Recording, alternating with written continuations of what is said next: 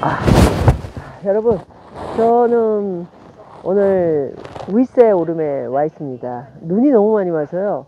올라가는 거는 꼭대기 한라산까지는 갈 수 없는 것으로 이렇게 지금 나오고요.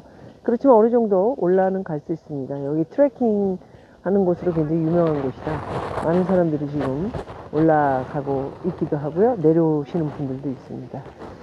저는 잠깐 이제 좀 바람도 쐬고 식사도 했기 때문에 이곳 좀 들여다보고요. 눈이 온 한라산 밑에서 봐도 되게 아름다워요. 자, 깊이가 어느 정도 되는지 한번 보여드릴게요. 자, 눈이 이렇게 밟으면 이 정도로 되게 깊죠. 이렇게 발이 걸을 때마다 푹푹 빠져서요. 눈이 어느 정도로 많이 왔었었는지 알 수 있을 것 같습니다. 자, 윗세 오름에서 또 오늘 여러분들 인사드리고요. 또 오늘의 서울에서 저 손을 좀 다쳤어요. 콧물도 많이 나고 그리고 손도 막 또 많이 썼더니 많이 찢어져 가지고요. 조금 하나가 아직 낫지가 않네요. 기사 좀 읽고요. 여러분 분석해서 또 말씀드리도록 하겠습니다. 여러분 좀 이따 다시 뵙겠습니다. LG경영 쪽에서 성장률이 1.8%, L자형 경기 침체 본격화 이랬는데 우리나라는 경기 침체에 들어와 있습니다. 첫 2년 연속 1%대 잠재 성장률에 미달, 2025년 돼야 물가 상승률 2% 수준 도달할 것이다. 인플레 우려 지속되고 있고요. 금리 인하, 낙관론 경계해야 됩니다. 우리나라 지금 금리 못 내립니다.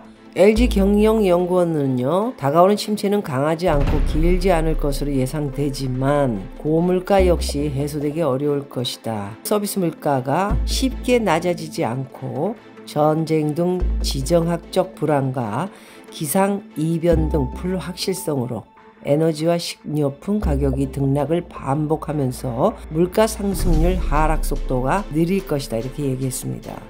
에너지가 굉장히 많이 떨어지면서요. 미국도 사실상 물가가 잡혀져 있는 듯해 보이죠. 2%가 좀 보이고 있으니까요.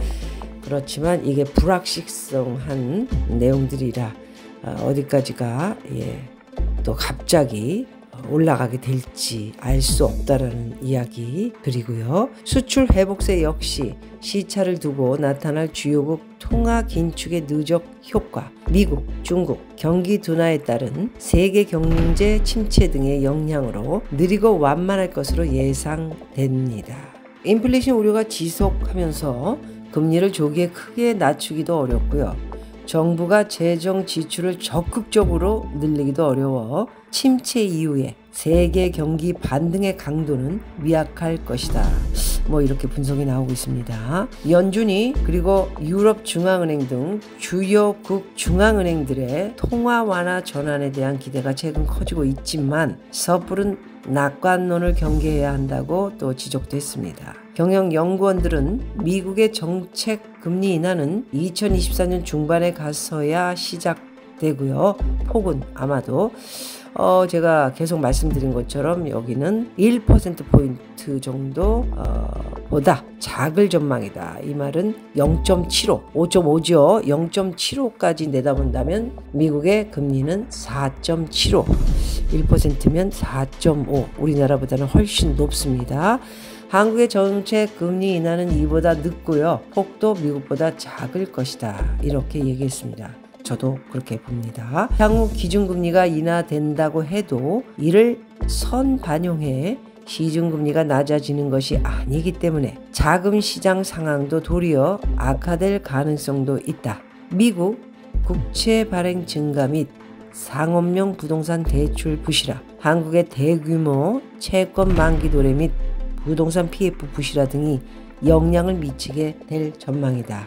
아주 시작도 안 했죠. 자, 환율에 대해서는요, 강 달러 흐름은 완화되고 원화 환율은 점차 하락하겠지만 과거와 같은 1,100원대 진입은 어렵다는 전망을 내놨습니다. 2024년에 대한 환율 전망을 얘기한 겁니다. 자, 거기다 LG경영연구원은 과거와 같은 대규모 경상수지 흑자를 기대하기 힘든 만큼 상반기 1270원 그리고 하반기에는 1210원 30대 정도로 낮아지는데 그칠 것이다. 이렇게 이야기를 했고요. 무슨 일이 생기면 훅 하고 또 좀 올라갈 수도 있겠죠. 달러는. 네, 그런 유동성을 좀 많이 생각하시라. 이렇게 말씀을 드리고 싶고요. 우리나라는 가장 심각한 부동산 PF 부실에 발목 잡혀 있죠.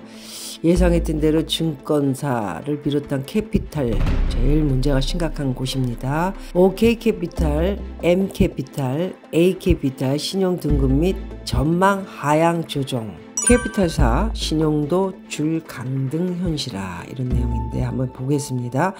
캐피탈사의 신용등급 줄 강등이 본격화되고 있는데요. 부동산 프로젝트 파이낸싱 리스크가 좀처럼 해결되지 않으면서 캐피탈 부실에 대한 우려가 커지고 있다는 분석입니다. 한국기업평가는 OK캐피탈의 신용등급을 A- 부정적에서 BBB 플러스 하향 조정했고요. 시장 지배력이 악화한 게 신용도 하향의 주요 배경이다. 이런 내용입니다. OK캐피탈의 시장 점유율은요. 2022년 말 1.6%에서 지난 6월 말 1.3%로 떨어졌습니다. 부동산 경기 저하에 따른 리스크 관리 강화 기조가 이어지면서 단기간에 시장 점유율이 제고되기 어려울 것이라는 게 업계 측의 관측입니다. 부동산 PF 리스크도 발목을 잡았는데요. 영업 자산 가운데 큰 비중을 차지하고 있는 부동산 PF 관련 대출의 건전성이 저하된 탓입니다. 9월 말 기준 OK캐피탈의 부동산 PF 관련 대출은 1조 5,487억 원 규모로 영업 자산의 55.1%에 달합니다. 상대적으로 안정성이 떨어지는 중후순위 대출 비중도 높습니다. 9월 말 기준 이 회사 브리지론과 본 PF 대출의 각각 76.7%와 96%가 중후순위 대출입니다. 어마어마하네요. 신용평가 업계는 연일 캐피탈사의 신용도를 하향 조정하고 있습니다. 한국신용평가, 한국기업평가, 나이스 신용평가 등 국내 신용평가 3사는 M캐피탈의 신용등급 전망을 내렸습니다. 한국기업평가는 또 지난 20일에는 A캐피탈의 단기 신용등급도 내렸습니다. 2024년 전망도 밝지가 않습니다. 한국기업평가는 2024년 캐피탈업의 사업 환경, 실적 방향, 등급 전망을 모두 부정적으로 매겼고요. 신용도가 추가 하향 조정되는 캐피탈사가 속출할 수 있다는 뜻입니다.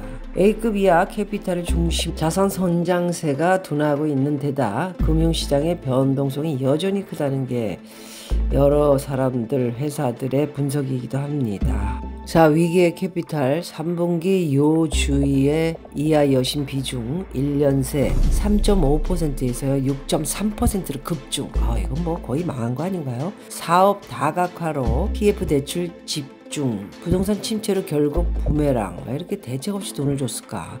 여전체 금리 올라 조달 비용이 쑥. 아마도 이자 많이 받으니까 좋겠죠. 상환 예정 캐피털채 55조? 어마어마하네요. 상반기에만 29조에 달해 큰 부담으로 올 것이다. 이런 내용인데요. 캐피탈이 잠재 부실이 11조가 넘습니다. 위기의 캐피탈.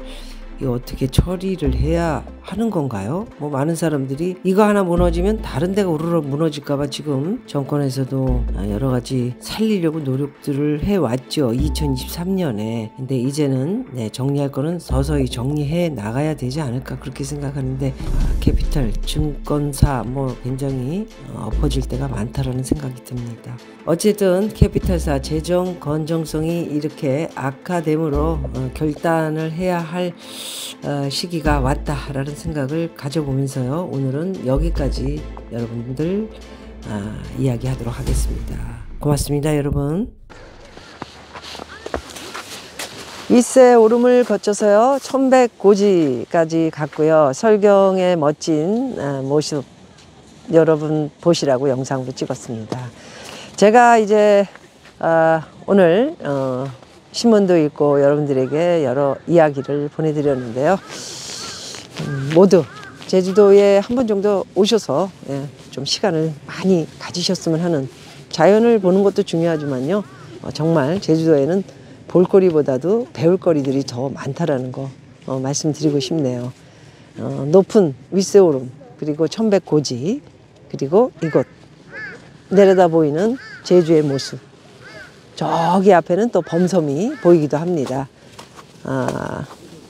안개 때문에 좀 자세히 보이진 않지만 여러 가지 그 제주의 전설 이런 것들 들어보시면 재밌는 것들이 상당히 많습니다. 제주에 오시면 시간 좀 많이 갖고 오시고요. 충분하게 보셨으면 하는 마음을 가져봅니다. 모두 건강하십시오. 좋은 영상으로 다시 인사드리도록 하겠습니다. 고맙습니다.